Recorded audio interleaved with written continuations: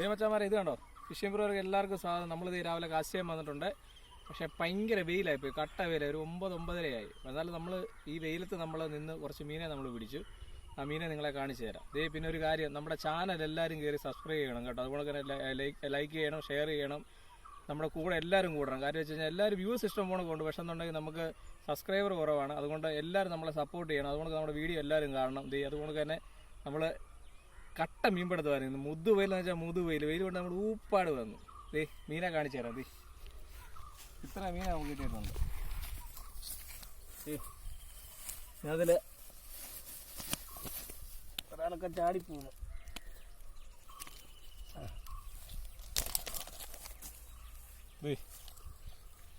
കിട്ടിയൊരു വരാൽ ഇതാണ്ടോ, ഈ സൈസുള്ള വരാലിനെ കിട്ടിയ ഒരെണ്ണം. ഒരു ഈ നീളമുണ്ട് കണ്ടോ, ഈ നീളമുണ്ട് വരാലിന് കണ്ടോ. നാടൻ വരാല, നല്ല നാടൻ വരാല കണ്ടോ. അതേ കണക്ക് തന്നെ അത് കിടക്കുന്നു. ഇത് കണ്ടോ.